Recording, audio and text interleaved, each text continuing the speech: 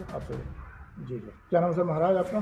श्री चित्रगुप्त पीठाधीश्वर आचार्य महामंडलेश्वर स्वामी सच्चिदानंद पशुपति। जी महाराज, आज बरेली आना हुआ, क्या उद्देश्य है? बरेली आगमन का हमारा मुख्य उद्देश्य आज ये है कि भारत में सनातनी हिंदू जिस समय का बहुत समय से प्रतीक्षा कर रहा था, आज वो समय पूर्ण होने जा रहा है। और एक बहुत बड़ी बात जो वास्तव में हिंदू सनातनी अपने आप को छला हुआ महसूस कर रहा था, आज वो देखने को मिलने लगा कि हम सब लोग सनातनी एक होकर आज हमारे दो संतों ने एक बड़ी मुहिम को शुरू किया है। एक ऐसी जो चिंतन का विषय था उसको लेकर वो आगे बढ़े हैं कि अगर सनातन धर्म पर बार बार प्रहार होते हैं, सनातन धर्म का बार उपवास होता है, सनातन धर्म के माध्यम से हमारे देवी देवताओं का जो बहुत कई बार कई अन्य लोग आके कई पंथ के लोग उसका उपवास उड़ाने का प्रयास करते हैं, उन सब विचारों पर चिंतन करने के बाद में सनातन बोर्ड के गठन का एक विचार आया। और उस विचार को लेकर हमारे एक संत देवकीनंदन ने एक बहुत बड़ी मुहिम दिल्ली से एक आगाज़ की और उसको प्रारंभ किया गया कि सनातन बोर्ड का गठन होना चाहिए।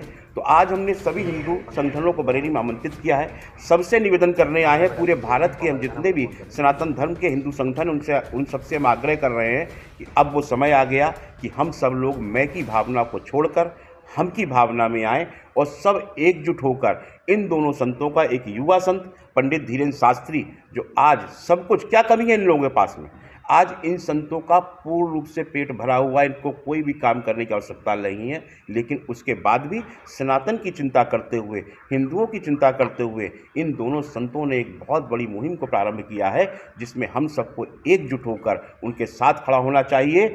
आज जो सनातन हिंदू एकता यात्रा पंडित धीरेन्द्र शास्त्री द्वारा निकाली जा रही है, हम सब उसका समर्थन करते हैं। सारे हिंदू संगठन मिलकर आज इसका समर्थन कर रहे हैं और सनातन बोर्ड की जो मांग उठाई गई है उसका समर्थन करते हैं। और समस्त भारत के हिंदू संगठन, समस्त हिंदू, समस्त सनातनी आज इन दोनों संतों के साथ मिलकर अपनी आवाज़, हमारी है, उठाने वाले कोई भी हो सकते हैं, करने वाले कोई हो सकते हैं, झंडा लेकर चलने वाला कोई व्यक्ति आगे हो सकता है, लेकिन भारत की सरकार तक अपनी आवाज़ को पहुंचाने का एक माध्यम है कि सनातन बोर्ड का गठन किया जाए ताकि हिंदू धर्म की, सनातन धर्म की, हमारे मठ मंदिरों की सुरक्षा हो सके। और साथ साथ जो एक चिंतन का विषय था कि आज हमारा हिंदू समाज लोग राजनीतिक मंच के माध्यम से बांटने का प्रयास कर रहे थे, उनको एकजुट करने का, जाति बंधन को मुक्त करने का, वर्ण व्यवस्था से बाहर निकलने का, आज सनातन हिंदू यात्रा के माध्यम से इसको पूर्ण करने का संकल्प जो है वो पंडित धीरेन्द्र शास्त्री ने समस्त सनातनियों के साथ लिया है। हम सब लोग उनके साथ हैं, उनका साथ देने के लिए हम सब लोग आज बरेली की इस पावन धरा पर नाथ नगरी में आए हैं। और दूसरा उद्देश्य जो रहा, क्योंकि उनकी यात्रा जब प्रारंभ हुई तो यहाँ नाथ नगरी का मौलाना, पहले एक मौलाना था वो उल्टा सीधा बोलता रहता तौकीर रजा, आज दूसरा मौलाना साहबुद्दीन कह रहा है कि इस यात्रा को रोका जाए, वहाँ पर दंगा करवा दिया जाएगा।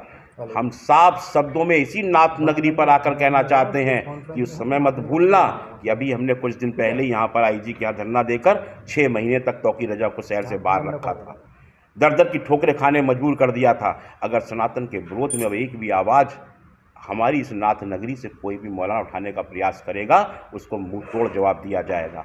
अब समय आ चुका है, हर सनातनी एक हो चुका है, हर सनातनी जाग चुका है, समस्त हिंदू संगठन एक मंच पे आ चुके हैं और एक साथ मिलकर हम सब अपने सनातन धर्म की रक्षा के लिए, अपने सनातन धर्म के मठ मंदिरों की रक्षा के लिए एकत्रित होकर कार्य करने जा रहे हैं। और साफ तौर पर यहाँ पर मैं दोबारा कह के जाना चाहता हूँ, पुनः अपने उस बात को दोहरा रहा हूँ कि दोनों मौलाना सुन लें कान खोलकर, अगर उन्होंने इस यात्रा में कोई विघ्न डालने का प्रयास किया तो अब अंजाम भुगतने को भी तैयार रहें। हम ना कल पीछे हटे थे, ना आज पीछे हटेंगे, और जो कहते हैं वो करके जाते हैं। आज हम उन्हीं की नगरी में आकर वो अपनी गलतफहमी भूल जाएं। ये किसी पीर पैगंबर की नगरी है, ये नाथ नगरी है, नाथों की नगरी है, हमारी देव नगरी है। और ये नाथ नगरी में अगर उनको लगता है, इस बात का सपना देख रहे हो कि उनके किसी पीर पैगंबर की नगरी है, तो इस सपने को भूल जाएं। ये बहुत प्राचीन काल से नाथ नगरी थी, है और नाथ नगरी रहेगी। यात्रा कहाँ महाराज जी आपने यात्रा सब महाराज यात्रा कहाँ से चलेगी, ये कहाँ? अभी जो यात्रा चल रही है ये बागेश्वर धाम से चल रही है, ओरछा तक जा रही है। उसके बाद में पुनः यात्रा उत्तर प्रदेश में प्रवेश करेगी, जिसको हम मथुरा वृंदावन से माँ यमुना का जल लेकर चलेंगे और दिल्ली तक जाएंगे। पहली यात्रा दिल्ली और दिल्ली से फिर हम पश्चिमी उत्तर प्रदेश से प्रवेश करते हुए पूरे उत्तर प्रदेश में भ्रमण करेंगे।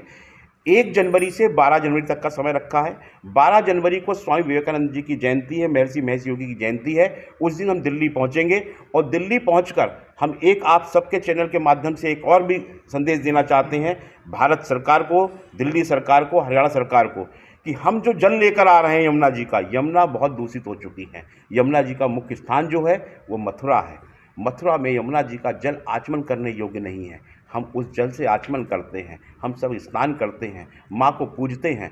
वो जल लेकर हम दिल्ली पहुंचेंगे। माननीय प्रधानमंत्री से भी कहेंगे आप भी आचमन करिए, दिल्ली के मुख्यमंत्री से भी कहेंगे आप भी आचमन करिए, हम हरियाणा के मुख्यमंत्री से भी कहेंगे आप भी आचमन करिए। अगर हम कर सकते हैं तो आप आचमन, अगर आप आचमन नहीं कर सकते तो आप जिस प्रकार की गंदगी दिल्ली से, हरियाणा से लेकर दिल्ली तक फैलाते हुए यमुना को दूषित कर रहे हैं, इसमें अपनी सोच को बदलिए, यमुना को शुद्ध करिए। न गंगा दूषित होगी, न यमुना दूषित होगी, न आपकी रामगंगा को दूषित रहने देंगे। अब हम सब मिलकर अपने अपने जितने भी हमारे धार्मिक स्थान हैं जहाँ से सनातन चलता है, हम माँ नदी को माँ के रूप में पूजते हैं, हम वृक्षों को ईश्वर के रूप में पूजते हैं। तो ना तो वृक्षों के साथ गलत होने देंगे, ना अपनी माँ के साथ गलत होने देंगे। और हम दिल्ली पहुंचकर आपके सबके माध्यम से आप इस बात को विशेष रूप से चलाइए कि प्रधानमंत्री जी आए आचमन करें, मुख्यमंत्री आए दोनों आचमन करें। और नहीं कर सकते हैं तो फिर हम इसका जवाब देने को 23 जनवरी से अपना आंदोलन प्रारंभ करेंगे नेताजी सुभाष चंद्र बोस जी की जयंती से। और ये आंदोलन पूरे देश में चलेगा और ऐसी निरंतर यात्रा चलती रहेंगी, सब जगह जाएंगी। अब हिंदू एक होगा, जात